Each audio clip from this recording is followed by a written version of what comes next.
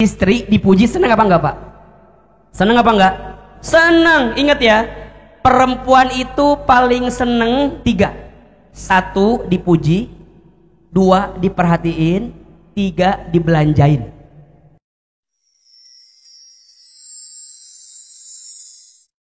Orang yang sukses ibadah Ramadannya adalah orang yang secara emosionalnya makin baik. Gimana Ustadz? Hatinya makin lembut, makin baik, pandai memaafkan, nggak mudah marah. Di sini ada yang suka marah-marah apa enggak? Ada yang suka marah-marah? Jangan marah-marah ya, nanti cepat apa? Cepat tua nanti ya. Apa kata Nabi? La taghdab walakal jannah. Jangan marah bagimu surga. Perhatikan ya. Satu kali Nabi menyampaikan kepada para sahabat, ala ukhbirukum antuharrima alaihimun nar. Maukah aku beritahukan golongan orang-orang yang tidak akan tersentuh api neraka? Siapa? Golongan yang tidak akan tersentuh api neraka. Siapa Ustadz? Ada 4 kata Nabi. Yang pertama, hayyin, orang yang tenang, menenangkan. Hidupnya tuh adem gitu, tenang, gak mudah tersulut emosi, gak dikit-dikit marah dikit-dikit, enggak. Dia pandai memaafkan orang lain, dia pandai untuk memahami orang lain, begitu. Nabi itu luar biasa Pak, hayyinnya luar biasa. Satu kali dikisahkan ada seorang pemuda dari Arab Baduy datang ke masjid.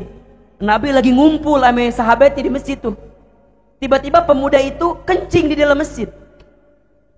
Coba sekarang saya mau nanya tuh, kalau bapak lagi di masjid nih, tiba-tiba ada pemuda kencing di masjid, kira-kira di kamar kita diapain? Mungkin kalau kita apa ya kira-kira? Nempeleng dia, bener gak? Percis. Sahabat juga sama, kesel ketika ada pemuda yang datang tiba-tiba pipis di dalam masjid. Sahabat kesel, pada berdiri semua. Apa kata Nabi? Shh, duduk, jangan dimarahi. Kenapa? Biarin pemuda itu menyelesaikan hajatnya. Sekarang saya tanya, Nabi cerdas apa enggak? Pinter apa enggak? Tenang apa enggak? Kalau pemuda itu lagi kencing dimarahin, apa yang terjadi? Mungkin dia akan lari, betul nggak? Kalau lari itu airnya kemana-mana, betul nggak? Ucrat-acret kemana-mana kan? Lebih susah nggak ngebersihinnya? Lebih susah. Apa yang Nabi lakukan? Udah, biarin aja, tunggu dia selesaikan hajatnya. Setelah itu ambilkan air, bersihkan. Cerdas atau tidak? Tenang. Bapak Ibu sekalian, kadang banyak masalah yang kita hadapi karena kita tidak menghadapinya dengan tenang, jadi masalah yang besar bagi kehidupan kita. Betul atau tidak? Padahal apa? Kita butuh waktu untuk tenang sedikit. Tenang sejenak. Jangan langsung temperamental menyimpulkan sesuatu yang kita belum tahu bagaimana kejadiannya. Di rumah tangga nih, ibu-ibu terutama nih. Suami kita misalnya ada handphone. Tiba-tiba masuk chat. Dari siapa nih? Dewi. Nama ibu Lilis misalnya. Nih yang chat Dewi nih. Kira-kira ibu langsung marah apa enggak? Itu siapa itu? Siapa itu? Siapa? Tiba-tiba ibu langsung ambil handphone, lempar ke sungai. Lupa belum lunas cicilannya tuh. Marah sama suami kita. Pak, itu siapa itu? Siapa itu? Siapa? Wah, berantem tuh. Mana handphone bapak? Mana handphone bapak? Lempar. Ya Allah, itu siapa Dewi itu?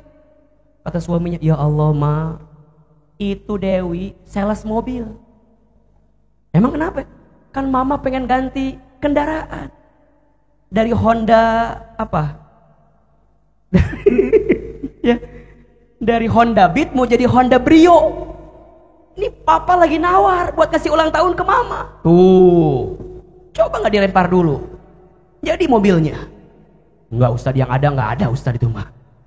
Jangan menyimpulkan sesuatu yang kadang-kadang kita belum tahu apa masalahnya. Betul nggak sih? Banyak masalah di rumah tangga Karena kita membesarkan yang kecil, mengecilkan yang besar. Maka saya masih ingat tuh, waktu saya nikah, nasihatnya begini katanya. Hilman, nanti di rumah tangga jangan ketuker cicak sama buaya. Apa? Cicak sama buaya. Saya nanya, maksudnya apa? Katanya, jangan ketuker masalah kecil dibesar-besarin, masalah besar dikecil-kecilin. Maksudnya apa? Banyak di rumah tangga itu masalah kecil dibesarin. Jadi apa ujungnya?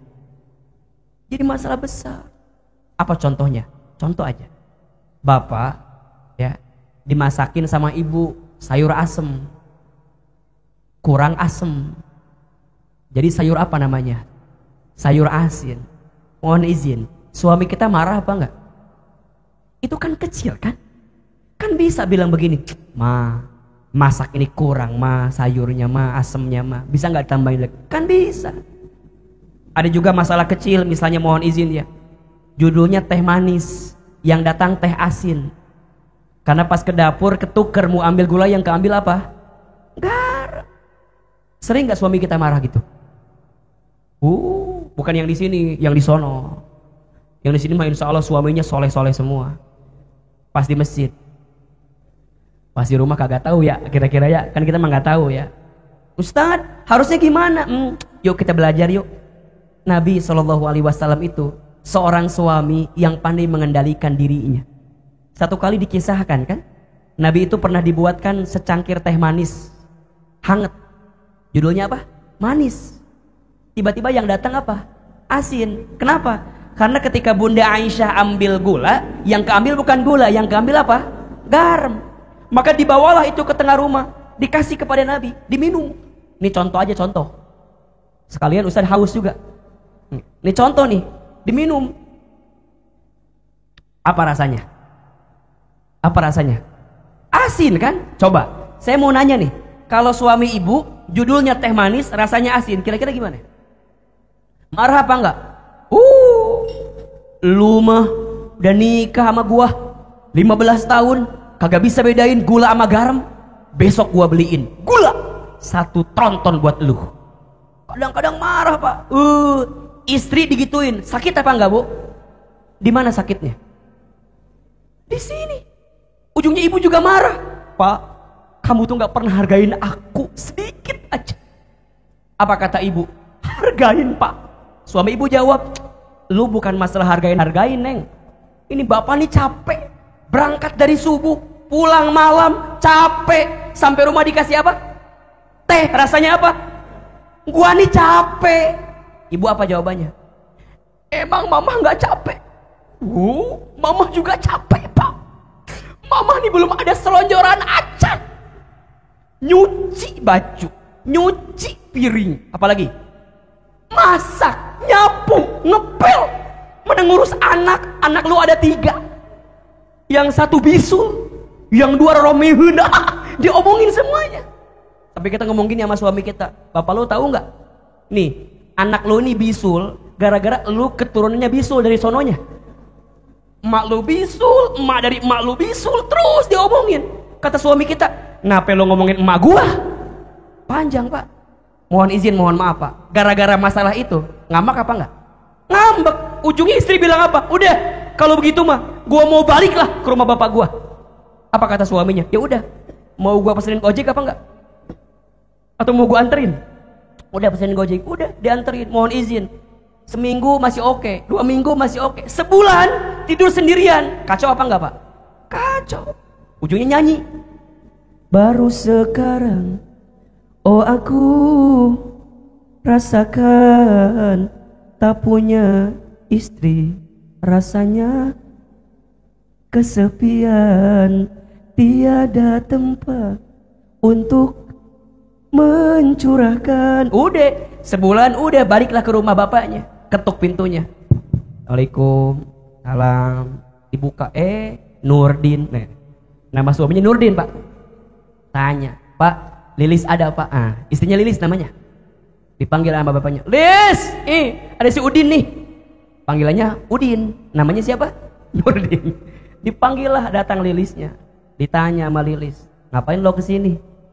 Maafin abang ya, kemarin mah abang tuh kemasukan setan. Kata Lilis, ya lu setannya, makanya lu marah sama gua lah. Panjang terus. Daripada balik mendingan gua nyanyi Lilisnya. Udah kayak film India tuh, dua-duanya nyanyi. Kadang-kadang Pak, mohon maaf ya, itu masalahnya tadi apa? Urusan apa tuh? Urusan gulai sama urusan apa? Garam. Tapi kadang-kadang panjang. Lihat Nabi, ketika tahu rasanya asin, apa yang Nabi lakukan? Enggak marah. Pas diminum tadi rasanya apa? Ini contoh lagi ya. Apa rasanya? Asin. Tapi apa jawaban Nabi? Istriku, lihat kalimatnya.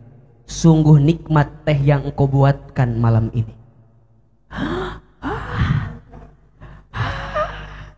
Istri dipuji senang apa enggak Pak? Senang apa enggak? Senang. Ingat ya, perempuan itu paling senang 3. 1 dipuji, 2 diperhatiin, 3 dibelanjain.